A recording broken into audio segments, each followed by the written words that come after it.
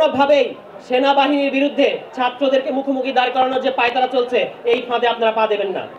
বাংলাদেশের অস্তিত্ব রক্ষা করার জন্য, সার্বভৌম রাষ্ট্র হিসেবে টিকে থাকার জন্য সেনাবাহিনীর গুরুত্বপূর্ণ ভূমিকা রয়েছে এবং আমরা এই ভূমিকাকে স্বীকার করি। সুতরাং প্রশ্নটা হচ্ছে, আওয়ামী লীগ বাংলাদেশে রাজনীতি করতে পারবে? সেনাবাহিনী বনাম ছাত্র, এই ফ্রেমিং এ যারা নিতে চাচ্ছেন, বুঝে কিংবা না বুঝে আপনারা ঘুষে আসেন। এটা হচ্ছে আমাদের বক্তব্য। এবং সেনাবাহিনীকে উদ্দেশ্য করে, সেনাবাহিনীকে আহত করে কোনো ধরনের কোনো কথা বলবেন না। আমরা সবই জানি সেনাবাহিনী কি করেছে কি করে নাই, জাতিসংঘের মানবাধিকার রিপোর্টেও এসেছে। কিন্তু সেনাবাহিনী আমাদের এই পরবর্তী পরিস্থিতিতে বাংলাদেশে এখন অত্যন্ত গুরুত্বপূর্ণ ভূমিকাটা পালন করছে। আপনারা তাদেরকে সমর্থন করবেন, কিন্তু আমরা আমাদের রাজনীতিতে অটল থেকে আমরা তাদের পাশে আছি। কিন্তু আমাদের রাজনীতিকে স্যাক্রিফাইস করে আমরা কারোর পাশে নাই। আমাদের রাজনীতিটা কি? আমাদের রাজনীতি আমরা বলেছি যে আওয়ামী লীগ আগামী নির্বাচনে অংশগ্রহণ করতে পারবে না, ব্যালটে নৌকা মার্কা থাকতে পারবে না। এবং আওয়ামী লীগ, রিফাইন্ড আওয়ামী লীগ যতক্ষণ পর্যন্ত আগামী নির্বাচনের আওয়ামী লীগের যতক্ষণ পর্যন্ত বিচার না হচ্ছে, এই বিচারের আগ পর্যন্ত আওয়ামী লীগের নিবন্ধন বাতিল করতে হবে এবং নৌকা মার্কা আগামী ইলেকশনে থাকতে পারবে না। এই কথাগুলো আমাদের দলের দিক থেকে দাবি তোলা হয়েছে। আমরা এই দাবিতে অটল থাকবো। এই দাবির বিপক্ষে যারাই আসবে, আমাদের ফাইট তাদের বিরুদ্ধে। সুতরাং ঘরে ধরে আপনারা 101টা উইন্ডো ওপেন করেন না। একসাথে অনেক বেশি যুদ্ধ করা যায় না। আমাদের কোনো দরকার নাই আমাদের সবাইকে ক্ষিপ্ত করার। বাংলাদেশে আমাদের রাজনীতিটা খুব পরিষ্কার, কারা ফ্যাসিবাদের পক্ষে আর কারা ফ্যাসিবাদের বিরুদ্ধে। আমরা মনে করি যে আমরা জনগণের পক্ষে রাজনীতি করছি এবং যারা এখনো ফ্যাসিবাদ কিংবা নতুন নামে কোনো ফ্যাসিবাদ আনতে যাচ্ছে, আমাদের সংগ্রামটা তাদের বিরুদ্ধে। সেনাবাহিনীতে আমাদেরই ভাইরা চাকরি করে।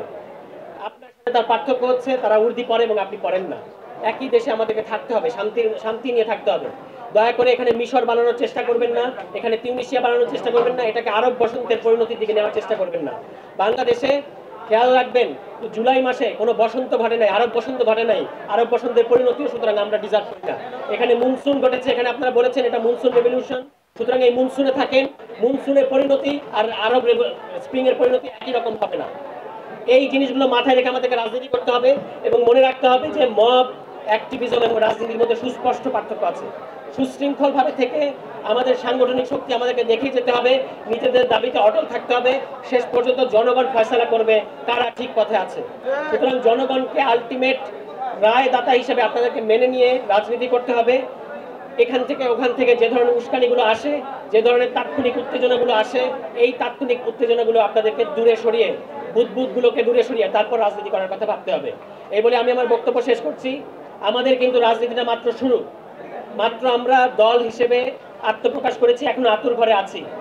সুতরাং খুবই সতর্কভাবে এবং ফোকাসডভাবে, স্লো এবং ফোকাসড হয়ে আমাদেরকে রাজনীতিটা করতে হবে। আশা করি আপনারা সেই কাজগুলো করবেন। আমার আপনাদের প্রতি পূর্ণাঙ্গ ভরসা আছে এবং ইনশাআল্লাহ আমরা যে কথাগুলো বলেছি, গণপরিষদ নির্বাচনের মাধ্যমে ফ্যাসিবাদী ব্যবস্থার যে বিলোপ আমরা ঘটাতে চেয়েছি, আজকেও আমরা জাতীয় ঐক্যমত্য কমিশনে আমাদের প্রস্তাবগুলো জমা দিয়ে এসেছি। এখানে আমাদের রাজনীতি অবস্থান করছে। এই রাজনীতিটা আপনারা অনুসরণ করবেন। সবাইকে এই বলে আমি আমার ধন্যবাদ জানাচ্ছি। আসসালামু আলাইকুম। ধন্যবাদ স্যার।